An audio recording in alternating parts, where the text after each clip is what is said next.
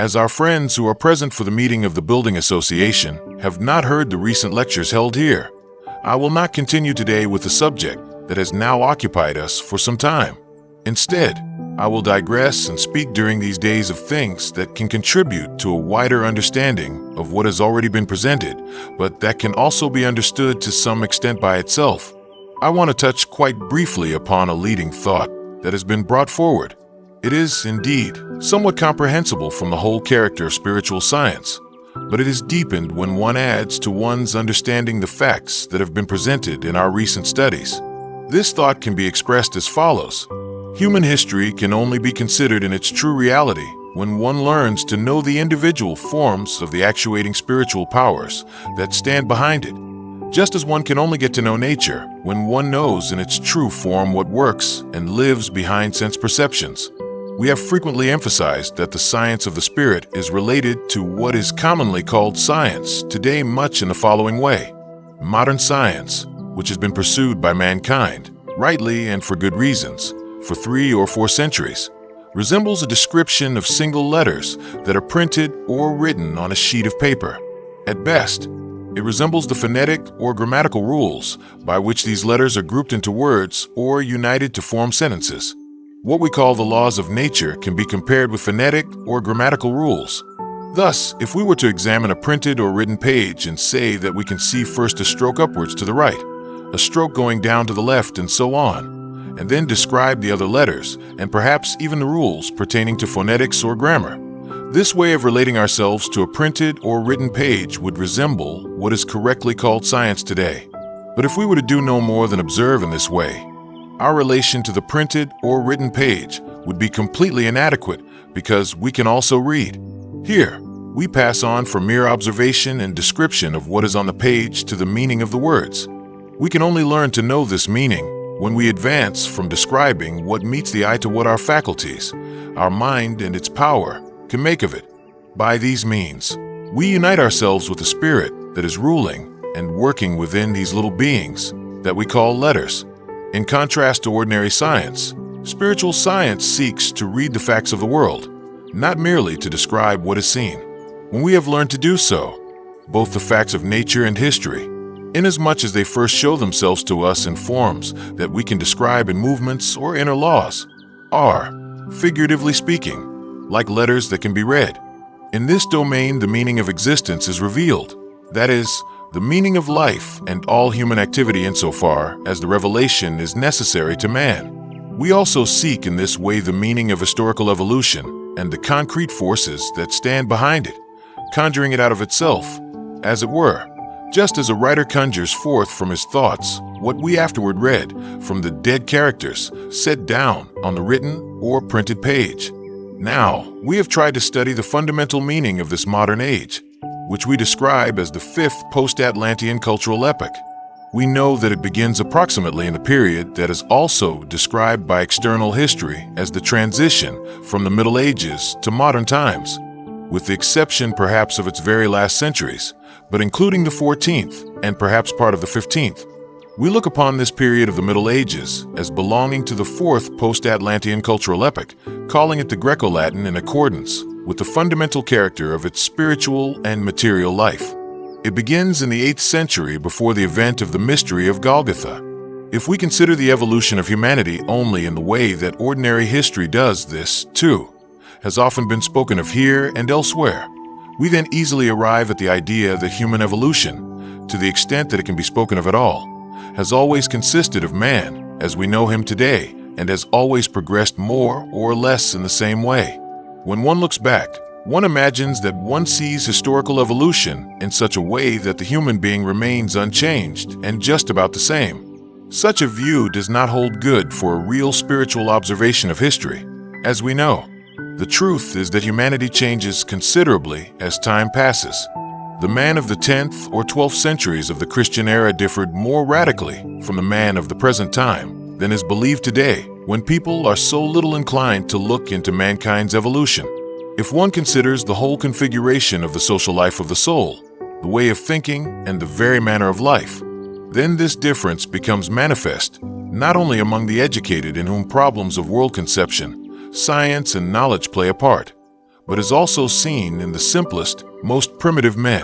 Although the world knows little of it, the simplest farmer today is, in his whole configuration of soul, an essentially different being inwardly from the man of the 8th, 9th, and 10th Christian centuries.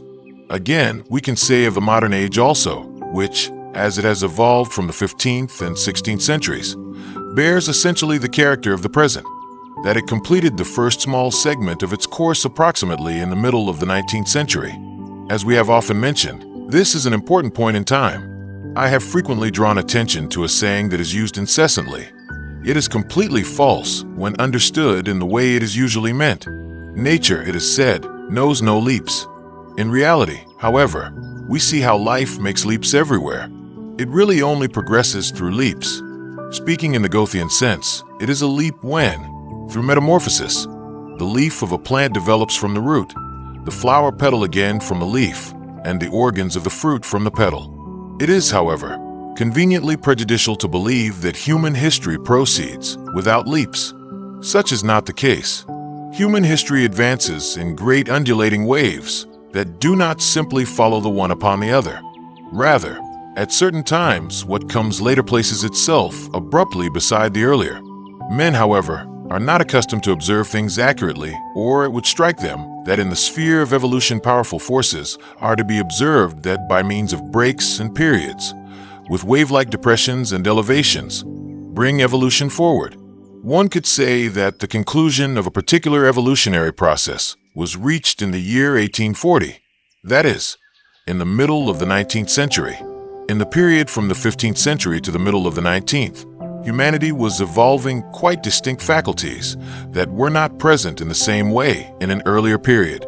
One is entirely mistaken if one believes, for instance, that the Copernican world conception or the art of printing could just as well have appeared in human evolution in an earlier century than the one in which they did. The progress of human evolution is just as organic as individual human development.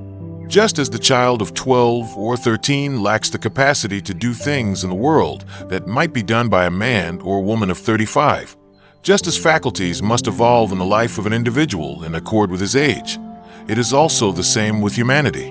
The special faculties that came to the fore in Copernicus, Galileo, and Kepler, and later in the scientists of the 18th and 19th centuries, did not formerly exist.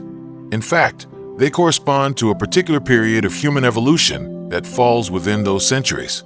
The Greeks or Romans could not have looked at the world similarly because the faculties for doing so were simply not in existence in their time. The individual human would not be perfected if he did not gradually evolve faculties suited to each period of life. Neither would humanity become complete in its way of faculties, whose foundations already exist in man's general nature, did not gradually emerge. That these faculties develop, that mankind gradually puts forth what lies within its being, is the fundamental fact of human evolution. Now, what is the nature of these special faculties that evolved in man from the 15th to the 19th centuries? They are mainly the forces making possible an intellectual grasp of the world through reason. Nowadays, people on the whole believe that the Ptolemaic world conception belonged to the Middle Ages. Then came the Copernican. We believe we have made wonderful progress. Those in the Middle Ages were really quite foolish to accept anything so imperfect as the Ptolemaic world conception, and now we, at last, have the true view. As a matter of fact, those people think but little in accord with reality who are not willing to admit that when we are as far removed in time from Copernicus as Copernicus was from Ptolemy, men will again have a different concept of the heavens. The development of humanity is in constant flux, and by that time, the Copernican system will be regarded just as the Ptolemaic system was regarded by the Copernicans. Even though it gives the impression today of being pure nonsense, when one says another world conception, which will differ as much from the Copernican as the Copernican from the Ptolemaic, will replace the Copernican world conception in future. This truth is nevertheless quite evident to those who have an inner comprehension of what lives and weaves in the growth of humanity. The special method of applying merely the intellect to natural phenomena in an external way, which has created the natural science of the last 3 or 4 centuries, represents the faculty that belongs to those centuries. It is clear to those who know how humanity advances that mankind was actually ripe from the middle of the 19th century on for the gradual development of other faculties. But man must increasingly take his own affairs in hand. More than in any previous age, he is given the task today of doing something toward adding fresh faculties to those gained in the last 3 or 4 centuries. Why have these faculties arisen that can keenly, penetratingly, and logically master the outer surface of phenomena so that they can then be expressed in natural laws? For what purpose have these faculties appeared that penetrate so little below the surface of things, yet observe so meticulously and scientifically all that lies on the surface? They have appeared because only by their means can man go through a certain stage of his development. In earlier ages, man had other faculties. When we go back in historical evolution, we find that the further we go, the more possible it was for man to look into the spiritual world. But the faculties he then had were not such that he could use them in freedom. They were more or less involuntary. The force enabling him to reach a certain knowledge came over man in earlier ages somewhat in the way in which the desire for sleep overtakes a man. It was, however, a force that entered the spiritual world. In order for man to take a step forward toward achieving the faculty of making free decisions and developing freedom, he had to be separated from the forces that, in earlier times, brought him nearer the spiritual world, but also allowed him less freedom. Man had to pass through a period of development in which he was shut off, as by a veil or sheath from the spiritual world, so that he might become freer.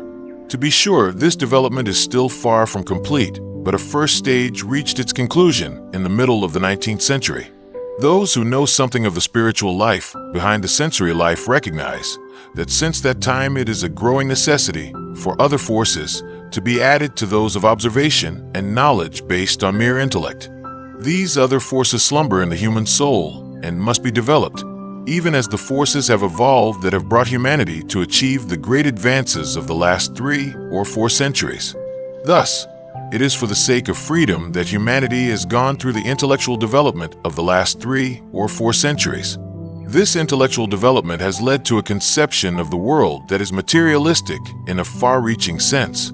It is a materialistic conception that is still in full force, wherever a conception of the world penetrates extensively or intensively into world affairs. However much it may be said in scientific circles that materialism has already receded, those who imagine it to have withdrawn often do not have the least idea how deeply and firmly they themselves are still held in materialistic concepts. The materialistic outlook, which is in its way admirable, has emerged in the last 3 or 4 centuries.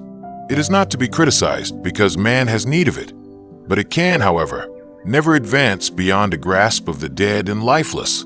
Were the intellectual conception of the world alone to hold sway in human earthly evolution, man would only understand the dead and lifeless. All understanding of life and the living, to say nothing of the spiritual, would be lost. The lifeless alone can be the object of the kind of scientific study that has made such magnificent progress in the last 3 or 4 centuries. Those individuals, however, who know what is necessary for humanity have gradually become fewer during this time. They understand why it is that since the middle of the 19th century a certain longing has arisen, as if through some inner process in man, to know something about the spiritual worlds. The peculiar thing is that this longing took a form that was in harmony with the materialistic feeling of the age. Man wanted to learn to know the spirit in a materialistic way, since habits are lost far less rapidly than longings. It was along materialistic lines that man wished to find the spirit, and this materialistic knowledge of the spirit was often fostered and generously bestowed even by those who really know what is necessary for humanity. Hence there arose the various materialistic branches of science that set out to prove that spiritual activity lies behind the sense world. All that has been set going in order to arrive at knowledge of the spiritual through the hypnotic element, the element of suggestion, and even through spiritism or spiritualism, as it is called, is nothing but an attempt to research the spirit by materialistic means.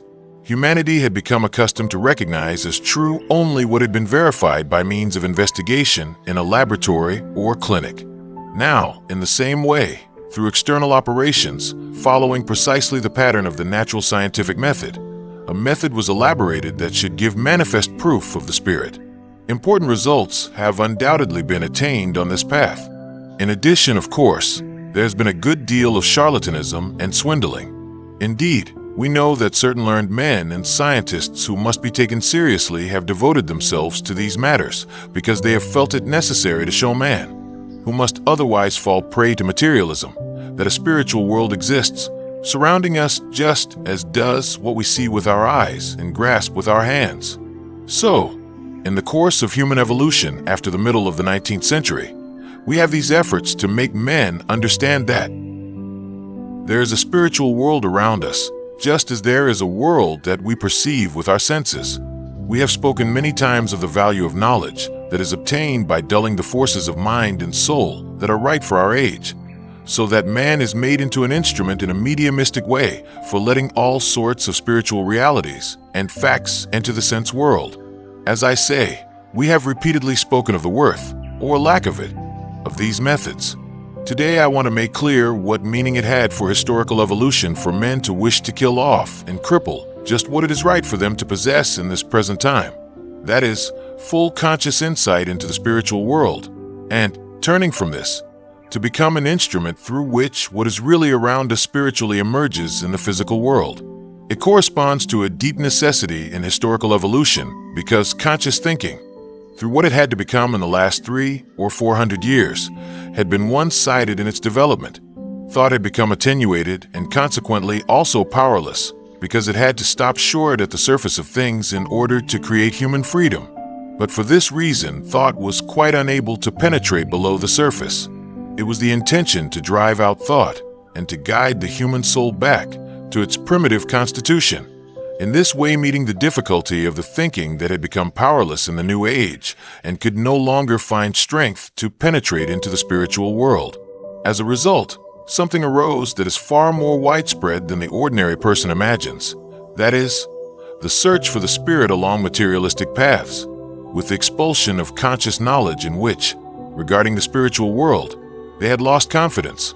Men wished to dip down into the spiritual world through a subconscious knowledge and a lowering of consciousness.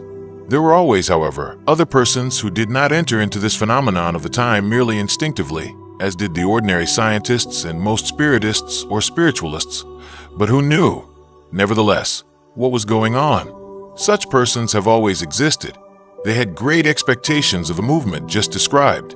In general, one can say that those persons who have preserved an exact knowledge of the spiritual world during the last 3 or 4 centuries, and even up to today, fall into different groups. There are those who expected nothing from such a materialistic way of research into the spiritual world, but there are also those who hope that from it men would come to the conviction that a spiritual world does exist in our environment. Nevertheless, none of this group was sufficiently knowledgeable to be able to see why this approach must be in vain. Those students of spiritual science who expected nothing from this materialistic approach had good reasons for this, which have been justified by the consequences that have arisen from this entrance. Rather, this hope for entrance into the spiritual world. Take all that has come about on this path. Go through all that has come to light, from the most primitive beginnings of amateur mediums and mediumistic seances to the subtlest things that certain scholars have brought about in this sphere. Go through all this, and you will find that by far the greatest part of what has happened consists in the fact that experiences have been gathered, of which those through whom the experiences were gained said they had received them from the spirits of the dead. Far and away the greater number of the experiences were described as emanating from the spirits of men who had died. Little is to be found that has not been described as originating in this way. This was certainly a great surprise to those acquainted with spiritual knowledge, who had looked on this development with goodwill. That the medium should say that what they brought to light was obtained from the spirits of the dead was something that must have caused the greatest surprise, because it was the last thing one would expect when one really considered the evolution of humanity. Something quite different would have been expected. What was to be expected was that by these means a knowledge would come about of the spiritual world that, at the present time, surrounds us while we are alive. That is what one might have expected to find by making experiments, for example, as to how one man affects another, how the men of the present are linked together by secret threads invisible to ordinary science, how in one soul things arise that originate from quite another soul. In reality, A network of spiritual connections is drawn from soul to soul, inasmuch as we stand within the world. If, for instance, we are standing here, then we do not merely see the light, the surroundings, people as they are externally and physically, but inasmuch as we are in the world, spiritual threads or currents pass every moment from soul to soul in the most varied manner. One gets nowhere if one speaks in general terms of some sort of connection between souls that is distinguishable by the senses. The solution is to be found by thinking of individual threads or streams between all the different souls. We are actually surrounded by a spiritual world, just as we are by a physical one. That this should emerge is what might have been expected, but little indeed has come out concerning this. Throughout the 60 or 70 years, during which attempts have been made to enter the spiritual world by materialistic paths, least of all has been learned about the living connections linking men with one another. The mediumistic manifestations and revelations have always referred to the spirits of the departed, nor, in truth, could anything else happen by this method. Why? What, then, had actually been happening through this attempt to enter the spiritual world? As a matter of fact, nothing had been achieved other than the knowledge of what comes to light if one expels the best qualities of the new age from human consciousness and leads man back to earlier times, to subconscious conditions of soul. The remains of this subconscious condition that had carried over into the new age were now laid bare. It was this that was revealed. Just consider, then, that a quite definite consciousness had been prepared and developed in the last 3 centuries. This consciousness had veiled the spiritual world, and by so doing had taken away the power of direct connection with it. But nothing had been done toward developing new forces for new connections with the spiritual world. Nothing had come out but the old connections, which went in the direction of that to which they had been linked earlier. They did not unite with what was living in the contemporary environment, but with death, with the lifeless. This was so because the direction of man's evolution in the last 3 or 4 centuries and more has so determined the character of a soul that it is really particularly adapted for the knowledge of the dead and lifeless. Here in the material world, through the kind of knowledge that belongs to modern times, one learns about the lifeless. Through the forces that one draws up from the deep underground of the soul, one does not know about the living but the dead. Thus, all these experiments did not open up a path to the living men of the spiritual, but to what is dead, to what one finds is dead in the spiritual world. What is the nature of this dead element? It is not human beings, that is to say, the souls who, speaking spiritually, are our contemporaries. So, if we take such an experiment as has been described, undertaken in 1870, let us say, it would not, through laying bare the subconscious soul forces, have given a connection with the living present. In fact, it would not have made a connection with the living souls of 1870, but only with what had remained behind from these living, progressing souls. In other words, with the loosened remnants that were gradually disintegrating in earthly existence, but that were still active. To be sure, the mediums always interpreted things in such a way that they claimed relationship to the dead who were spiritually still living. That was, however, a misinterpretation. In reality, it was not a matter of the souls as they then were, but of what they had been in ages past, or, respectively, what they had become after these remnants had been long ago loosened from the souls. Recollect how I have explained what Goethe represents in the lemur scene, and you will know that much of what is released from the soul at death continues to exist. It was only with what is really dead and does not live on with the living soul that one could connect oneself with the spiritual world through that materialistic pathway. If, through contemporary science, one reached a knowledge of the material, the lifeless, the dead, so also through the spiritual longing that had to be satisfied along materialistic paths, one reached nothing but a knowledge of the dead, though. To be sure, it was a knowledge of the supersensible. Contemporary materialistic science found only the external dead. This apparently spiritual, but, from their methods, actually materialistic science found the supersensible dead. From this one could learn something immensely significant, that in the middle of the 19th century an age had closed, that humanity needed new forces of development if it would enter the truly living, that for a period of time only those forces had been brought to their zenith that lead to the dead, lead in all fields to the lifeless and to knowledge and worship of the lifeless. One only gives such things their rightful place if one does not merely let them work on the soul abstractly and intellectually, but when one receives them in their deep moral significance and lets them make a sort of moral impression on the soul.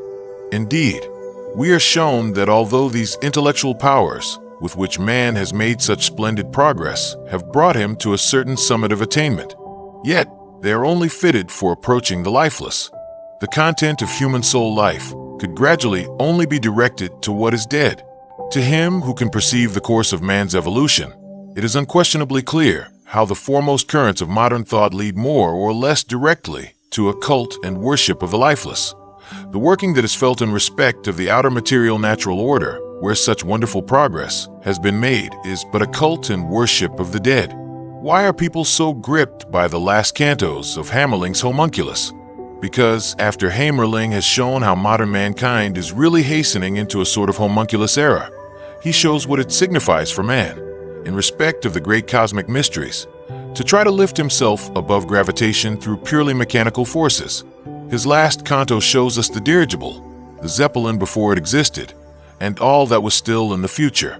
At the same time, he makes us aware of what is linked with this extreme mechanizing, which is to say, the killing, the homunculizing of life in the development of human civilization. Spiritual knowledge, however, has never died out.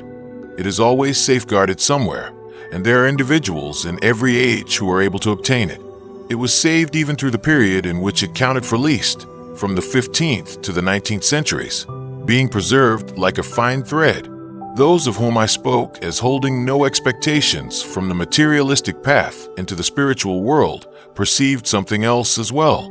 They were of the opinion that our modern way of feeling and thinking, as it has developed in the last centuries, can be further trained and developed, so that out of clear-headed materialistic methods and knowledge then can develop gradually that which can even work in a sufficiently penetrating way to get under the surface of things and into the spirit. That is what the real method of spiritual science ought to be, to enter into the spiritual world along the same path that man has entered into nature during the last 3 or 4 centuries.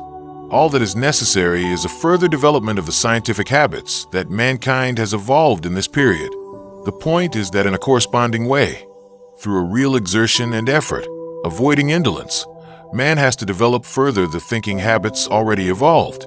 But now it may be asked why there are so many who, in spite of knowing something of the spiritual world, have remained silent concerning it.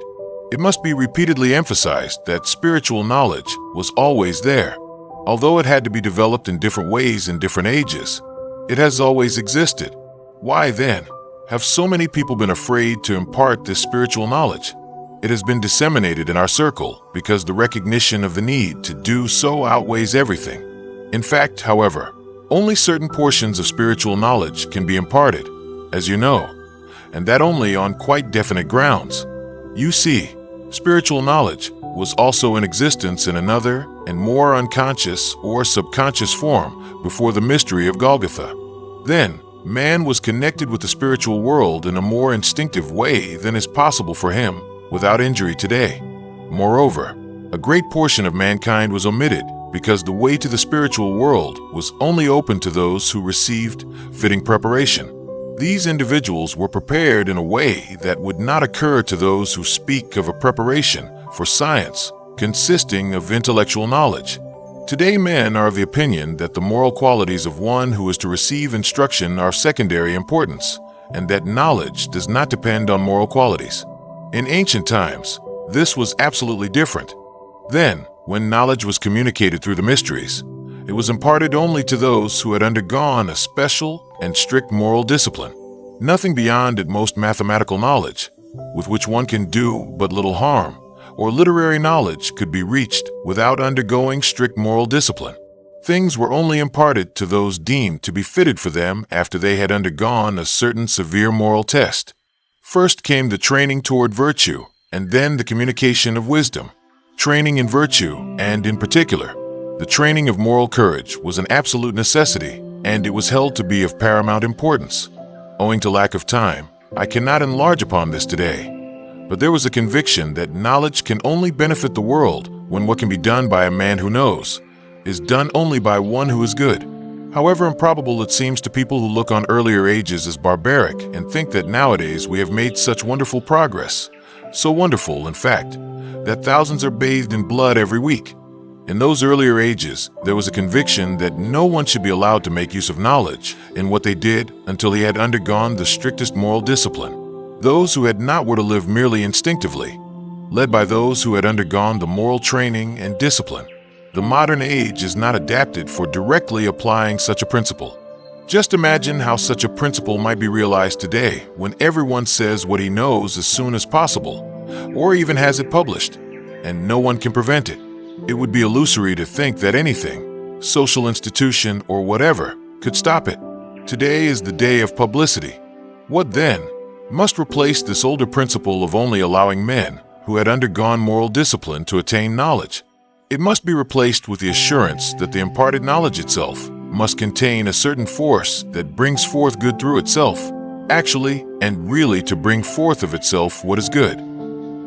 The entire spiritual scientific movement must aim at achieving this.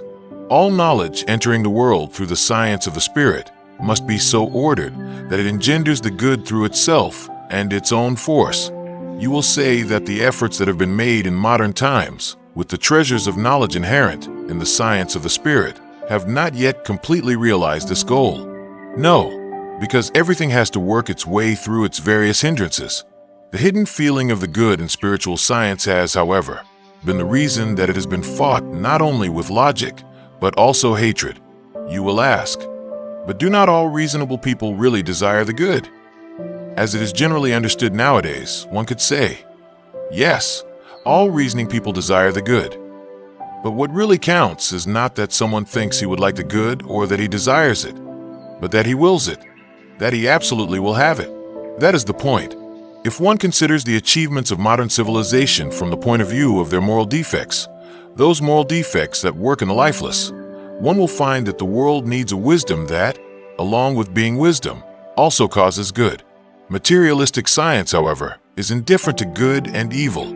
It uses what it creates from matter just as well for good as for evil, serving one just as willingly as the other. Here, again, we have a point where, if we look at the world as a whole and its course of development, we can perhaps see the necessity for the science of the spirit. It is not enough to shut ourselves away in a little circle and form a world conception. The smallest circles are surrounded on every side by the great network of human evolution. Let us look at the manifest results of European civilization in the last 3 years. If we do not follow an ostrich policy, but with truly throbbing hearts enter lovingly into our surroundings, we shall see these results and grasp what they are bringing us. Because the one or other of us is protected from what rages against Europe today is no reason for turning away from the terrible state into which modern civilization has been hurled. It is there as present fact. It may be useful at this point to comment on a new publication. A book, good of its kind, has lately been written that endeavors to judge from the standpoint of human feeling and moral perception the problems that have agitated the world during the last 2 years. It is a good book, recently published, that tries to show with a certain all-embracing survey how man can escape from the evil network of blood and hate in which modern civilization finds itself. It was written by a Chinese author whom I mentioned to some of our friends 4 or 5 years ago as an important personality when his first book on European conditions was published. This new book by Ku Hung Ming, a highly cultured Chinese, is good and contains much that is objective. It reveals a man who avoids the mistakes that many make, a man who stands aloof from these errors. Many people have opinions today. Many give vent to one or another opinion about the conditions of our age. The greater part of what is presented, however, is not said in order to give expression to what people really think, but to deafen themselves to what actually exists. We see streams of hatred flow over the world. Why are they set going? Why is this or that said? Do you imagine that those who say, the Pope should excommunicate a whole nation, and energetically demand it, think that they have really reached this conclusion from objective events?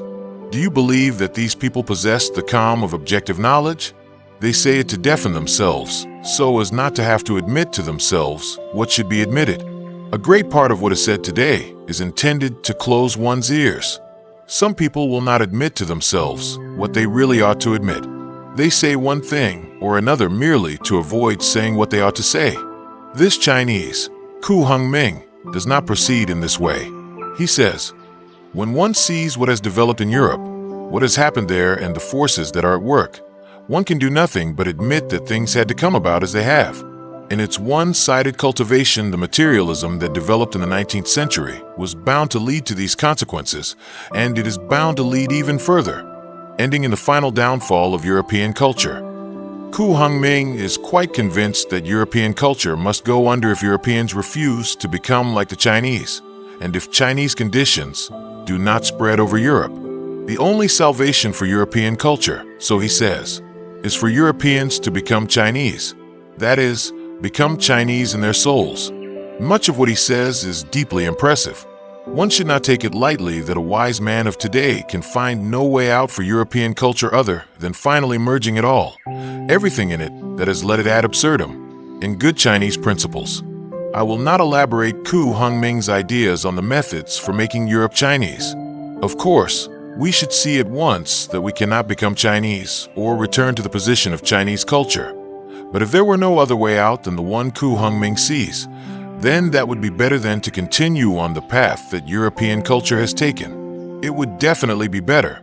It would be better to become Chinese than to proceed further on the course that materialistic civilization has pursued thus far, because disintegration would be inevitable.